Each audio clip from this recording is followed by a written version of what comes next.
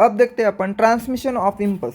देखो, the nerve impulse is transmitted from one neuron to another neuron. ये तो आप सबको पता है कि एक न्यूरॉन का जो एक्सॉन होता है उससे कहाँ जाता है दूसरे न्यूरॉन के डेंड्राइट्स तक। ठीक है, वो किससे थ्रू पास होता है? Through synapse. ठीक है, जंक्शन एक होता है, उसको बोलते हैं अपन synapse. Synapse is formed by the membranes of pre synaptic neuron. देखो, ये अपना एक न्यूरॉन है, सपोज ये न्यूरॉन है, ठीक है, ये उसका एक्सॉन है और ये सिनेप्टिक नॉब है। और यहाँ क्या होता है, दूसरे न्यूरॉन का एक डेंड्राइट्स होता है। ठीक है, ये डेंड्राइट्स है। ठीक है, तो यहाँ क्या हो रहा है कि ये दूसरा एक न्यूरॉन है और इसके ये डेंड्राइट्स है। ठीक है, ये इसके डेंड्राइट्स है, ऐसे ऐसे। तो ये क्या है, ये जो बना, ठीक है, इसी जंक्शन को अपन बोलते हैं सिनेप्टिक सिनेप्स बोलते हैं। ठीक है, तो इसमें किस किस से कौन कौन है इसमें आता है? देखो, प्री सिनेप्टिक मेम्ब्रेन आता है और पोस्ट सिनेप्टिक मेम्ब्रेन आता है। ये जो पहले वाला होता है इसे बोलेंगे अपन प्री सिनेप्टिक मेम्ब्रेन, और जो उसके नेक्स्ट होता है उसे बोलेंगे अपन पोस्ट सिनेप्टिक मेम्ब्रेन। तो देखो, pre synaptic neuron and post synaptic neuron, इसके बीच में ये सिनेप्स बनता है विच मे और may not be separated by gap. तो इसके बीच में गैप हो सकता है और नहीं भी हो सकता। तो यहाँ गैप हो भी सकता है और नहीं भी हो सकता। अगर गैप होगा तो उसे बोलेंगे अपन सिनेप्टिक क्लिफ्ट। ठीक है, there are two types of the synapses, namely electrical synapse and chemical synapse. तो दो सिनेप्स होते हैं। एट इलेक्ट्रिकल सिनेप्स, देखो फीचर्स ऑफ इलेक्ट्रिक सिनेप्स देखेंगे। देखो, इलेक्ट्रिकल सिनेप्स कैसे होते हैं? The membranes of pre and post synaptic neurons are in very close proximity. तो यहाँ जो सिनेप्टिक क्लेफ्ट होता है, ये जो अपन सिनेप्टिक क्लेफ्ट देखा, तो ये बहुत कम होता है। ठीक है, तो मेम्ब्रेन्स बहुत क्लोज होते हैं। Electrical current can flow directly from one neuron into the other crosses this synapses. ठीक है, तो इलेक्ट्रिक करंट डायरेक्टली फ्लो होता है। ट्रांसमिशन ऑफ इम्पल्स, अब देखो, इलेक्ट्रिक करंट डायरेक्ट फ्लो हो रहा है, सिनेप्टिक क्लेफ्ट जो होता है, जो स्पेस होता है वो कम हो रहा है, तो यहाँ ट्रांसमिशन कैसे होगा? फास्ट होगा।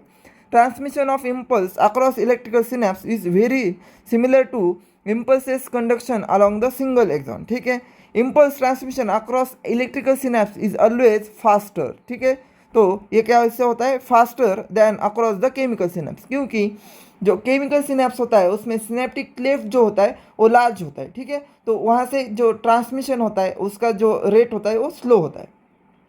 The electrical synapse are rare in our system, लेकिन ये जो इलेक्ट्रिकल सिनेप्स होते हैं वो रेयर होते हैं। मोस्टली अपने बॉडी में कौन से होते हैं? अपना केमिकल सिनेप्स। ठीक है, मोस्टली प्रेजेंट। ठीक है, मोस्टली कौन से होते हैं? केमिकल सिनेप्स होते हैं। अब नेक्स्ट देखते हैं chemical synapse. The membranes are pre and post synaptic neurons are separated by a fluid filled space. जो स्पेस होता है उसे अपन ने बोला कि सिनेप्टिक क्लेफ्ट होता है। ठीक है, do you know how the pre synaptic neuron transmitted impulse? अब अपन ये देखेंगे कि जो इम्पल्स प्री सिनेप्टिक मेम्ब्रेन में आया, ठीक है, जो इम्पल्स आया वो पोस्ट सिनेप्टिक मेम्ब्रेन जो नेक्स्ट एक्सॉन है उसमें कैसे जाता है, ये अब हम देखेंगे। ठीक है, across the synaptic cleft to the post synaptic neuron. Chemicals, अब देखो मैंने कहा कि यहाँ एक केमिकल इन्वॉल्व होता है। केमिकल सिनेप्स में केमिकल, सिंपल है ना, केमिकल सिनेप्स उसमें केमिकल इन्वॉल्व होता है।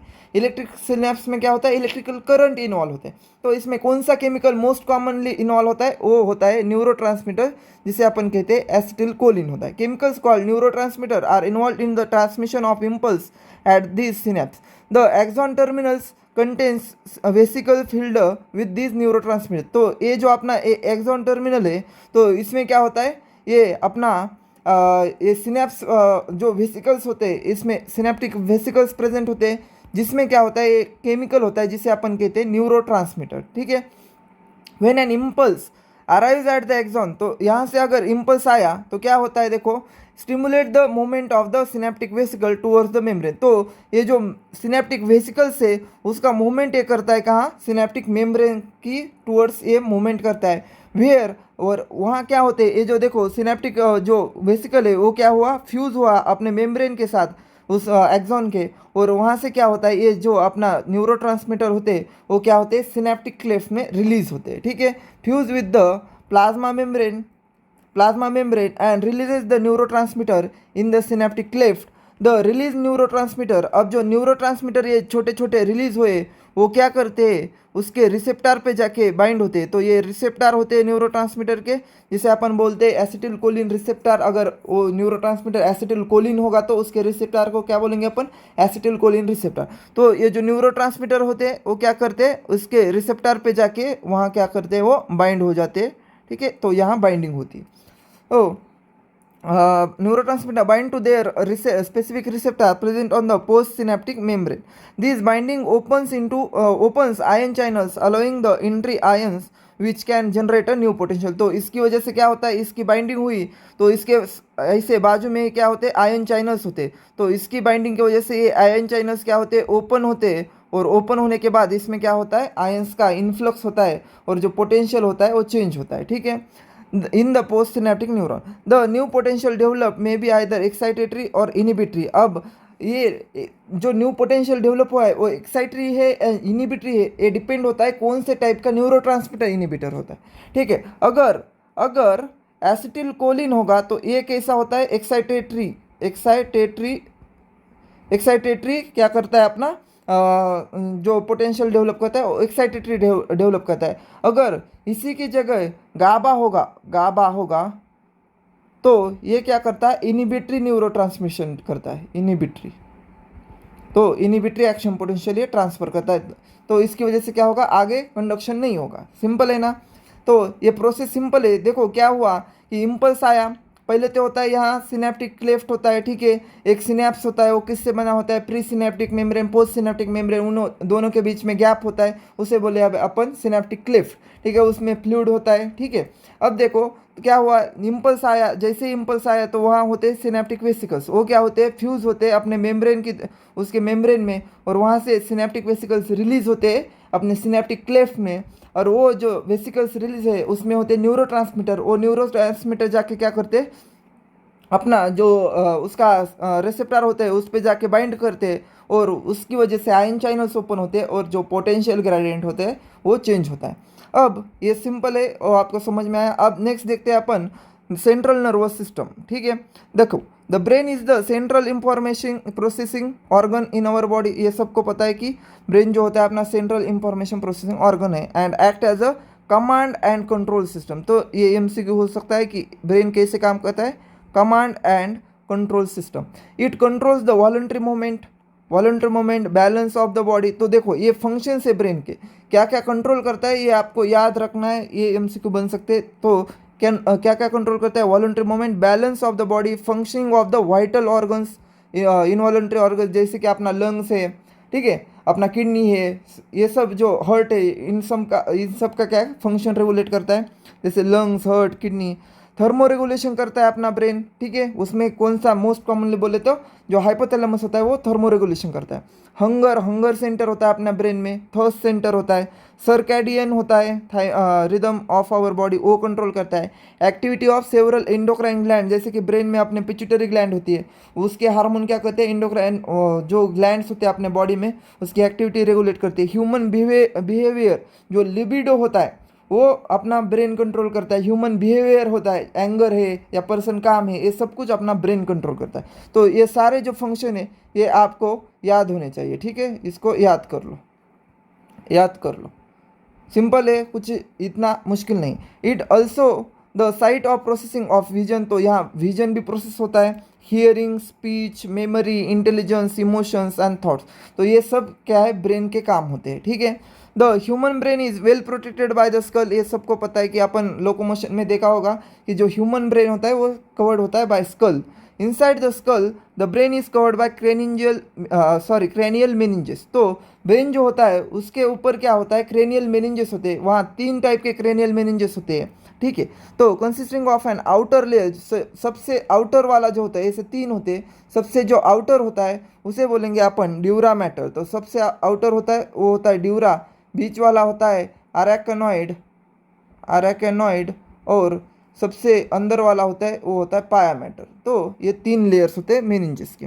Middle layer is arachnoid and inner layer which is in contact with the brain tissue called as pia mater. ठीक है, the brain can be divided into 3 major parts. तो brain के 3 major parts होते हैं, fore brain, mid brain and hind brain. ठीक है, अब अपन next देखते हैं। देखो तो ब्रेन के ये सब पार्ट्स होते हैं। देखो सेरेब्रल हेमिस्फीयर होता है, ये सब फोर ब्रेन में आता है।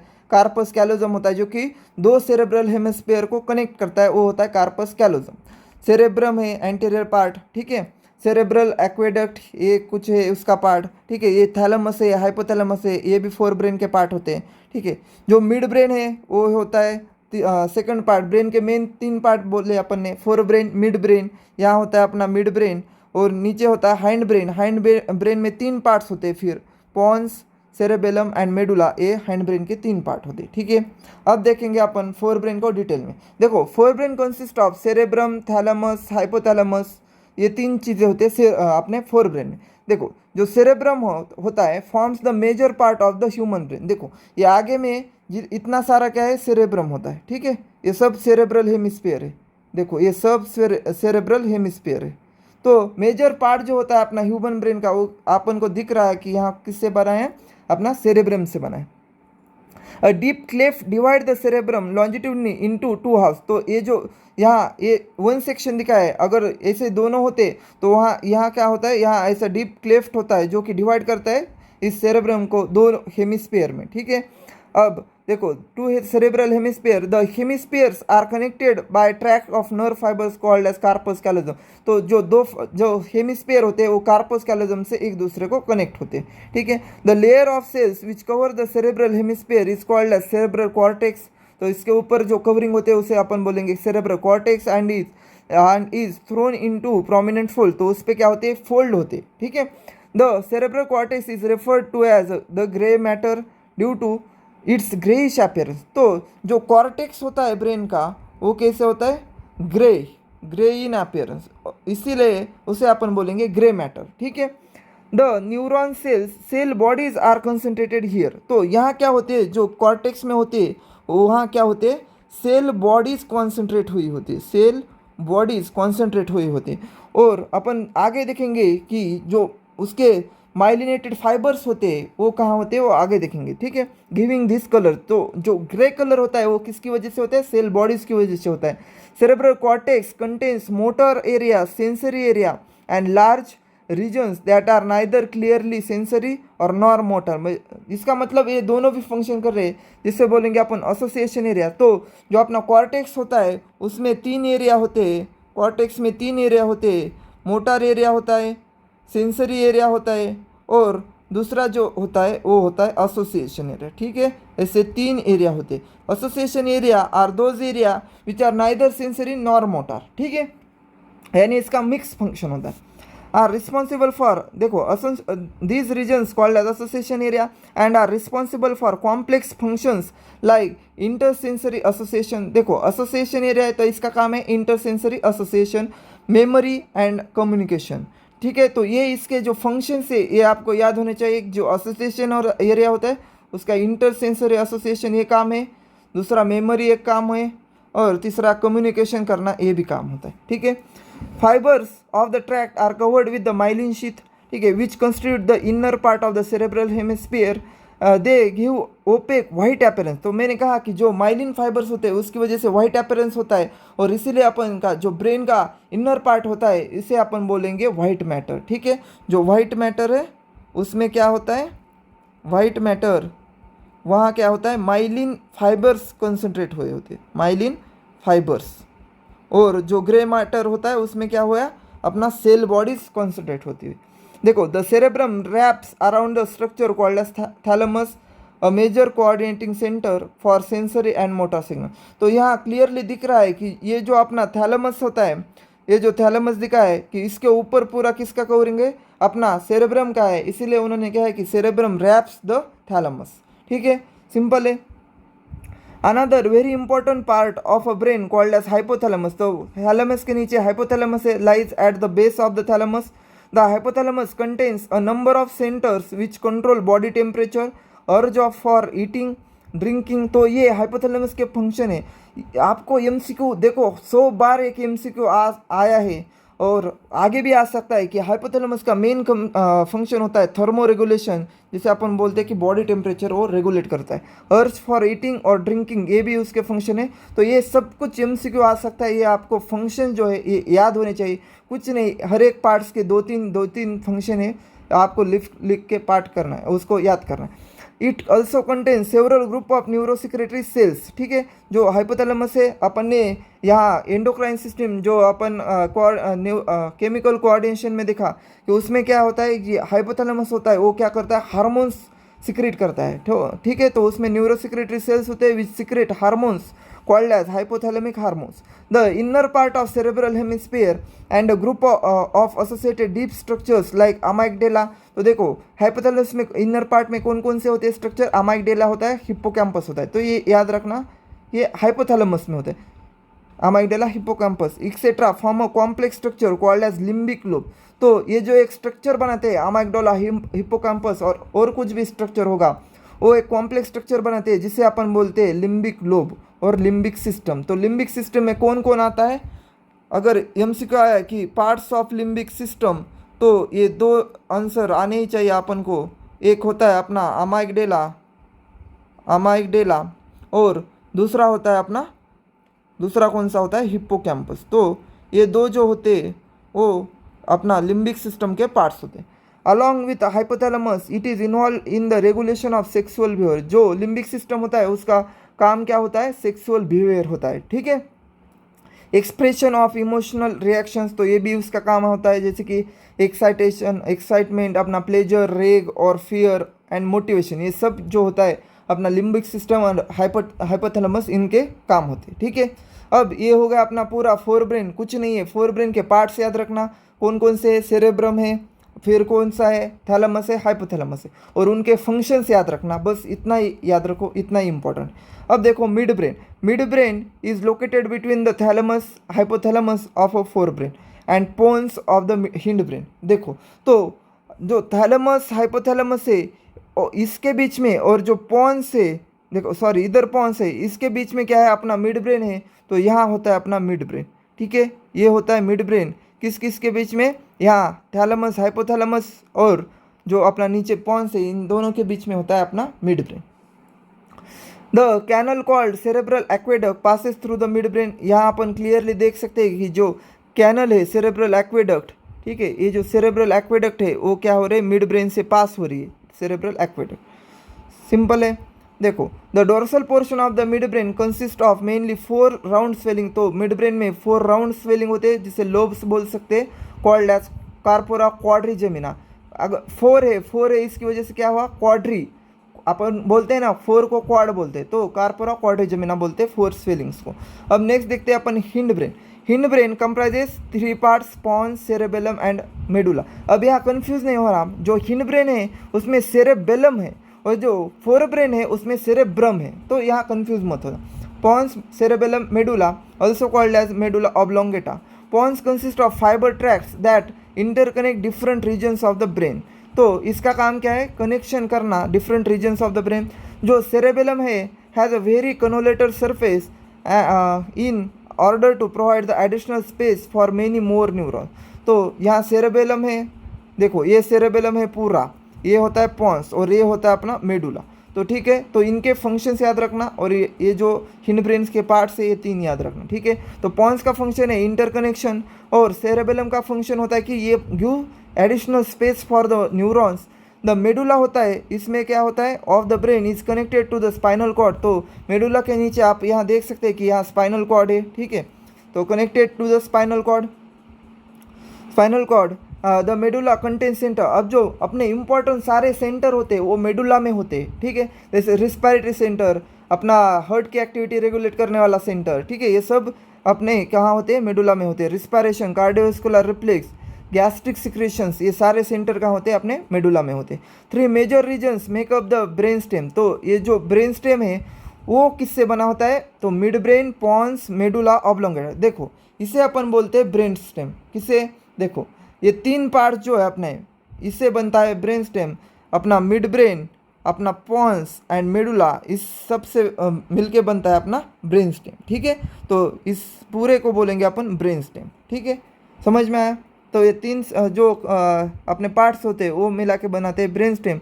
Brain stem forms the connection between brain and spinal cord. तो आप क्लियरली देख सकते हैं कि ऊपर ब्रेन स्टेम के ऊपर ये पूरा ब्रेन है और नीचे स्पाइनल कॉर्ड है। तो ब्रेन स्टेम क्या करता है, कनेक्शन फॉर्म करता है between brain and spinal cord.